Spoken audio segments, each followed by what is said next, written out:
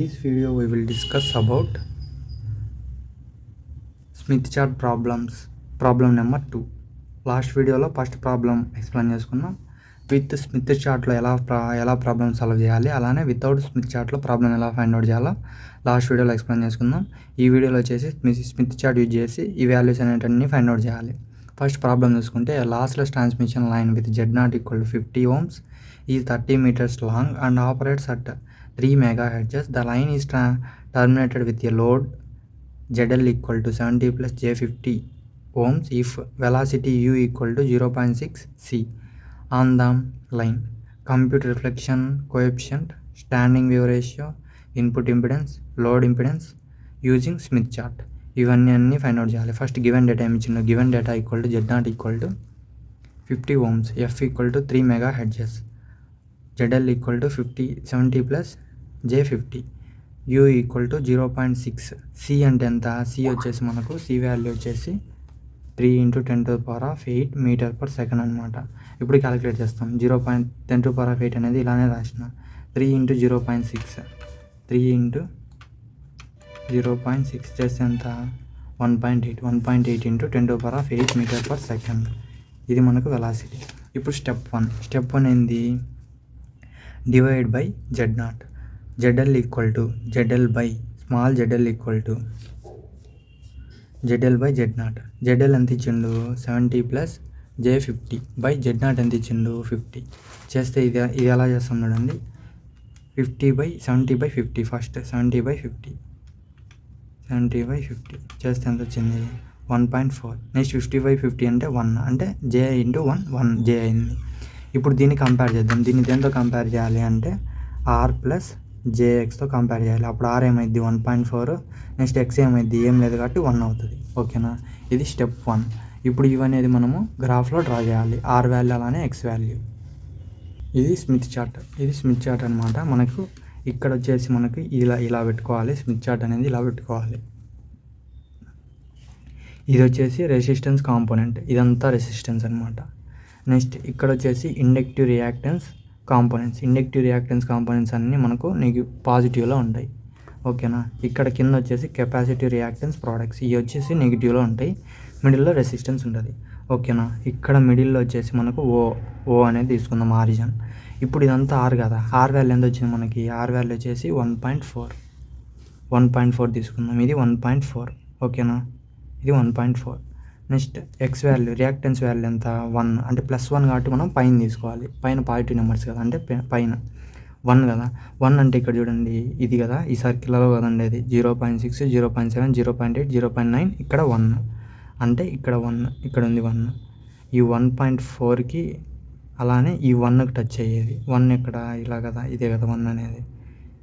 ఇక్కడ నుంచి 1 ఉంటుంది. ఈ 1కి టచ్ అయ్యే పాయింట్ని మనం P అనుకుందాం. ఓకేనా? P అనుకున్న తర్వాత ఆ 2 అనేది జాయిన్ చేయాలి. ఆ 2 జాయిన్ చేద్దాం. ఇలా ఆ 2 అనేది జాయిన్ చేసిన ఇక్కడ ఉంటుంది కదా, ఈ రియాక్టెన్స్ దగ్గర ఇది Q అనుకుందాం. అంటే OP PQ ఇది డ్రా చేసిన. ఓకేనా? ఇంతవరకు ఓకే. ఇప్పుడు మనం ఏం చేయాలి అంటే ఇది ఇక్కడ సర్కిల్ గీయాలి. సర్కిల్ గీయకముందు ఇప్పుడు ఇక్కడ చూడండి, ఇది మనం డ్రా చేసినాం. R వాల్యూతో X వాల్యూతో ఫైండ్ అవుట్ చేసి డ్రా చేసినాం. ఇప్పుడు నెక్స్ట్ స్టెప్ వచ్చేసి స్టెప్ 2 ఏంది?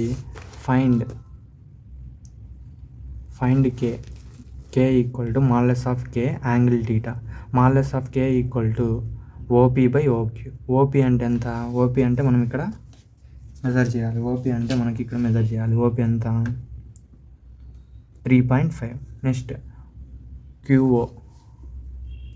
OQ ఎంత? OQ అంటే ఇక్కడ నుంచి 8.3 అనమాట.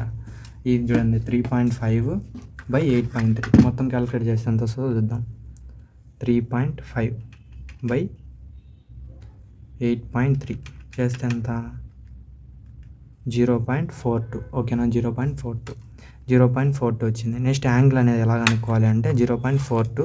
నెక్స్ట్ రిఫ్లెక్షన్ కోఎఫిషియంట్కి యాంగిల్ ఉంటుంది కదా, యాంగిల్ అనేది ఎలా ఫైండ్ అవుట్ చేయాలి అంటే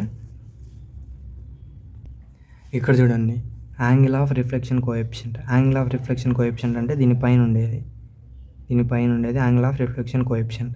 ఈ యాంగిల్ ఆఫ్ రిఫ్లెక్షన్ కోఎఫిషియంట్ ఎంత? 40కి 50కి మిడిల్లో ఉంది. 41, 42, 43, 44, 45 అప్రాక్సిమేట్లీ 45 అనమాట. ఇక్కడ చూడండి అప్రాక్సిమేట్లీ వచ్చేసి 45 డిగ్రీస్ విజిబుల్గానే ఉందనుకుంటానా. 45 డిగ్రీస్ ఓకేనా, అందుకు 45 డిగ్రీస్ అనేది పెట్టేసినాం. Next step 3. ఈ స్టెప్ 3లో మనం ఏం చేయాలి అంటే మనము రౌండర్ తీసుకొని సర్కిల్ అనేది ఫామ్ చేయాలి. ఓపీ డిస్టెన్స్ తీసుకొని సర్కిల్ అనేది ఫామ్ చేయాలి. ఇలా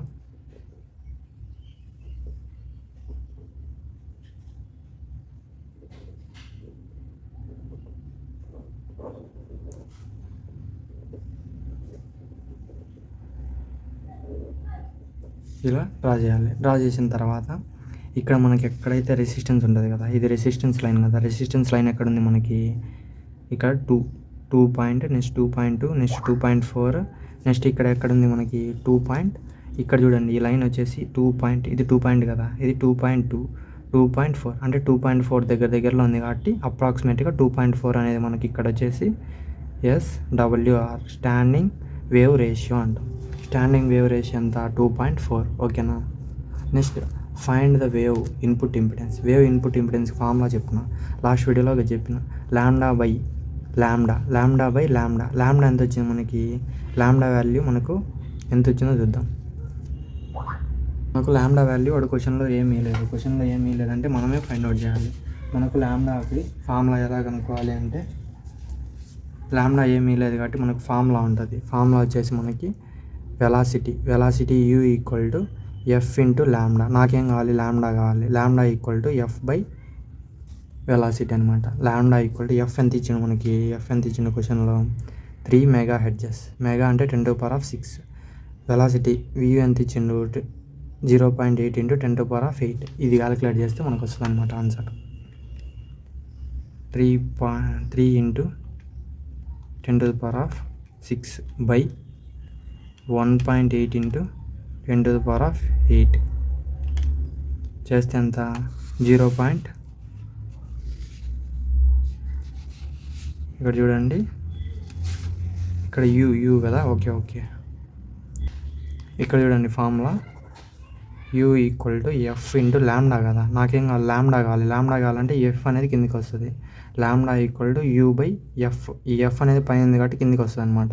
అప్పుడు ఏమైంది, U అంటే 10⁸/3 × 10⁶. ఓకేనా. ఇది క్యాలిక్యులేట్ చేద్దాం. క్యాలిక్యులేట్ చేస్తే అప్పుడు ఏమైంది 1.8 × 10⁸ బై 3 × 10⁶ ఎంత 60 వచ్చింది. ఆ 60నే ఇక్కడ వేస్తాం. లాంబ్డా ఎంత వచ్చింది 60. ఇది వచ్చేసి లాంబ్డా నాట్ అనేది మనం ఎలా తీసుకుంటామంటే లాంబ్డా అనేది λ/2 అంటే అది వచ్చేసి మనకు 360 అనమాట. ఇక్కడ లాంబ్డా అంటే ప్రతి దాంతో వచ్చేసి 720 తిరిగింటుంది అనమాట. 720 తిరిగింటుంది. ఇప్పుడు ఇదంతా చేస్తే మనకి ఎంత వస్తుంది 30/60 ఇంటూ L అంటే 30 ఇచ్చేసిండు వాడే ఇంటూ 720 చేస్తే 360 డిగ్రీస్ వచ్చింది. 360 డిగ్రీస్ కదా. 360 డిగ్రీస్ చూసుకుంటే ఇది నాకు ఇనిషియల్ పాయింట్. ఇక్కడ నుంచి ఇక్కడికి వచ్చేసి నాకు 180 డిగ్రీస్. మళ్ళీ ఇక్కడ నుంచి ఇక్కడికి వచ్చేసి మళ్ళీ 180 డిగ్రీస్. మొత్తం కలిపితే 360 డిగ్రీస్ కదా. మళ్ళీ ఇక్కడికి వచ్చింది పాయింట్. ఇది మొత్తం కలిపితేనే 360 డిగ్రీస్ కాబట్టి మళ్ళీ ఇక్కడికి ఇనిషియల్ స్టేజ్కే వచ్చింది కాబట్టి మనం గ్రాఫ్ అనేది మనం ఇక్కడనే డ్రా చేయాలి. చూడండి ఇక్కడనే డ్రా చేద్దాం. ఇక్కడికే వచ్చేసింది. మళ్ళీ ఇక్కడికే వచ్చేసింది అంటే ఇక్కడ నుంచి వెళ్ళి మళ్ళీ ఇక్కడికి 360 అనేది మళ్ళీ ఇక్కడికే వస్తుంది కాబట్టి ఇప్పుడు మనం ఏం ఫైండ్ అవుట్ చేయాలి. అప్పుడు వచ్చేసి స్మాల్ జెడ్ని కూడా సేమ్. స్మాల్ జెడ్ని కూడా ఫస్ట్లో ఏం వచ్చిందో అదే ZL = స్మాల్ ZN = 1.4 + J. నాకేం కావాలి, ఇది స్మాల్ ZN. నాకు క్యాపిటల్ ZN కావాలంటే ఫార్ములా వచ్చేసి స్మాల్ ZN = ZN/Z0. నాకేం కావాలి, క్యాపిటల్ ZN కావాలి. ఇది కింద ఉంది, అటు సైడ్ పోతే పైకి పోద్ది. Capital ZN = small ZN × Z0. ఓకేనా. స్మాల్ ZN అంటే ఏంది 1.4 + J ఇంటూ Z0 అంటే ఏంది 50 ఇచ్చిండు వాడే. ఇప్పుడు ఇదంతా క్యాలిక్యులేట్ చేస్తే మనకు క్యాపిటల్ ZN ఇన్పుట్ ఇంపిడెన్స్ అనేది వస్తుంది.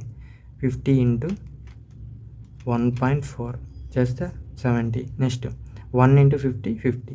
అప్పుడు ఇన్పుట్ ఇంపిడెన్స్ వచ్చేసి 70 + J 50 ohms అనమాట. This is the input impedance. This is about this video. Thank you. Please like and subscribe my channel. Thank you.